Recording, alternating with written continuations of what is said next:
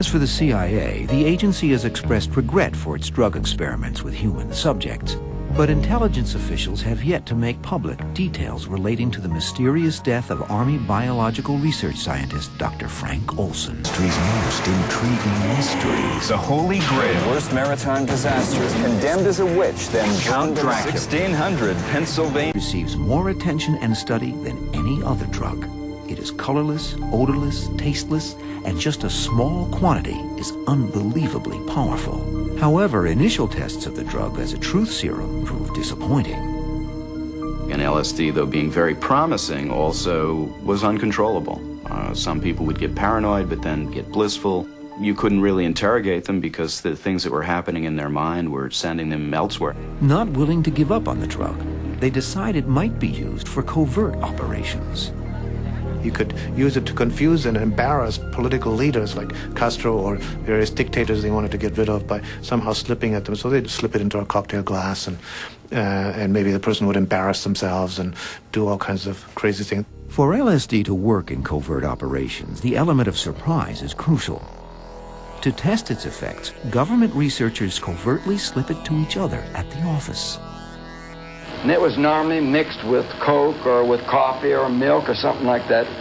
And it's tasteless and colorless, so the man wasn't aware of the fact that he was taking it. But in fact, that did happen to quite a great degree in the early and mid-1950s.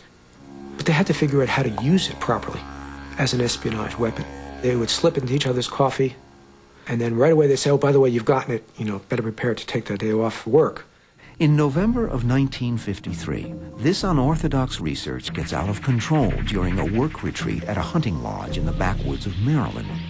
Attending are CIA technicians and Army biological warfare scientists. Some of these CIA people decided to administer LSD in the after-dinner drink for several of the scientists there who had no experience with LSD. And one of those scientists, Dr. Frank Olson, had a very difficult experience. You might call it a bad trip. When he reports back to work the following Monday, he exhibits such erratic behavior that his Army superiors contact the CIA for help.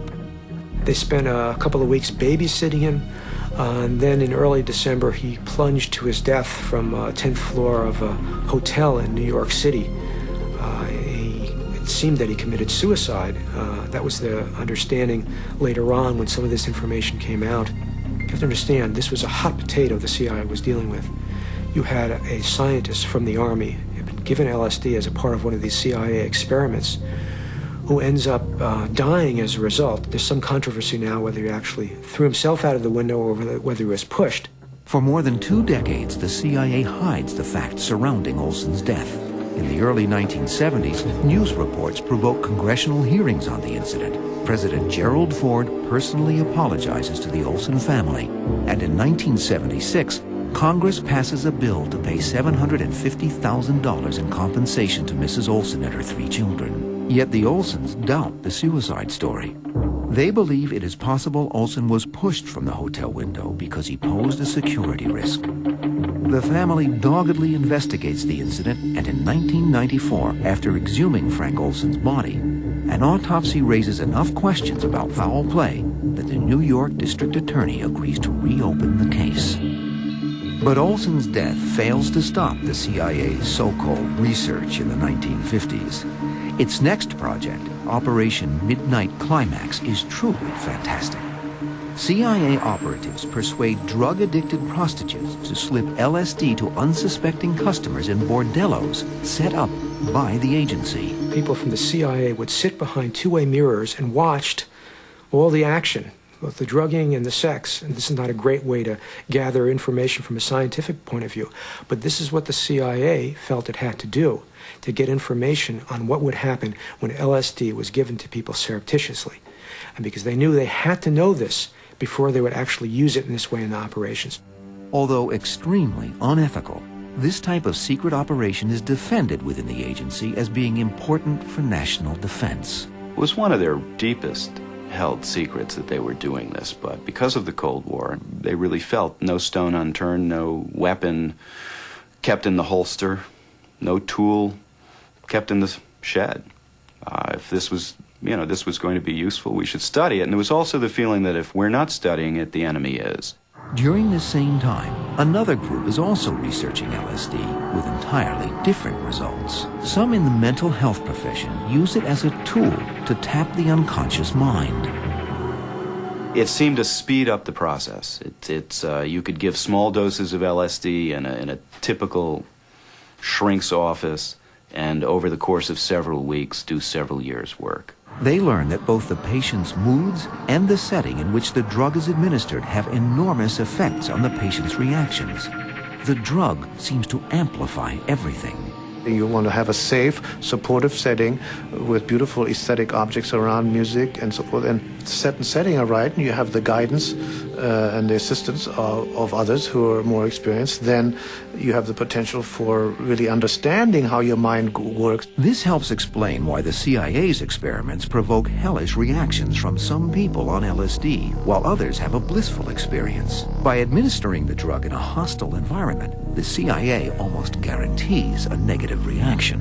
In 1957, a new word is coined by Dr. Humphrey Osmond to describe drugs like LSD and mescaline: psychedelic.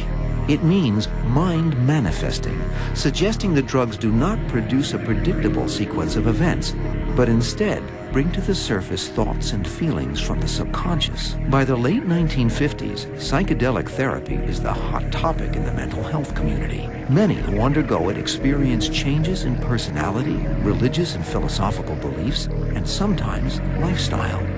In Hollywood, therapists make the drug available to a wide variety of celebrities, including Cary Grant, singer, dancer, actor Rita Moreno, and composer Andre Previn, and even Time Life publisher Henry Luce. Grant, who reportedly takes more than 100 LSD trips, claims LSD is the only therapy he's tried that gives him peace of mind. One California therapist, Dr. Oscar Janiger, realizes the drug is not always predictable. I emphatically do not believe that everybody should have LSD. There are people who are living on the fringe of reality who will knock them over into a cocked hat. When we continue, Dr. Timothy Leary begins his long, strange trip. He felt that he had merged with the Godhead, that he had seen the light, and that it was his job now to turn on everybody. In the mid-1950s, the Army's chief of chemical intelligence preached a new military doctrine of war without death and proposed testing hallucinogenic gases on American subways.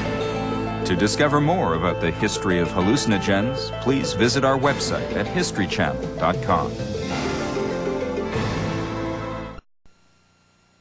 We now return to Getting High, the history of LSD.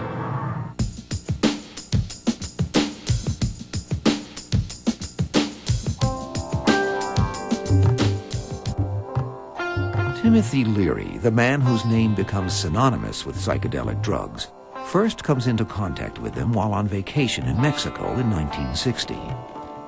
Recently appointed to a lectureship at Harvard University, he appears to have a golden future ahead of him in academia. Yet he is profoundly bored and dissatisfied. He's a man looking for something to happen. Timothy Leary had one of the great midlife crises of our time. He was 40 years old when he first took the magic mushroom. Leary first reads about the psilocybin mushrooms in an article published in Life magazine in 1957. Now, while suffering through a bout of vacation boredom and midlife crisis, he decides to try them. His encounter with the mushroom is nothing short of profound. He will later say it is without question the deepest religious experience of his life. The idea came up when he had this life-changing, what he called a life-changing experience in Mexico on a summer vacation with the magic mushroom. He decided to devote his life to exploring the potentials of this as a tool. The effect is somewhat like looking through a microscope. Suddenly, when you look through a microscope, you discover that there's an invisible world around you that you hadn't known about before you did it. The same thing is true with a psychedelic drug. Leary sets up the Harvard Psilocybin Research Project, a wide-ranging study to investigate the emotional and creative effects of this mushroom pill. Leary's timing couldn't be better. Albert Hofmann, the chemist who discovered LSD, has recently learned how to synthesize psilocybin. As for the CIA, the agency has expressed regret for its drug experiments with human subjects.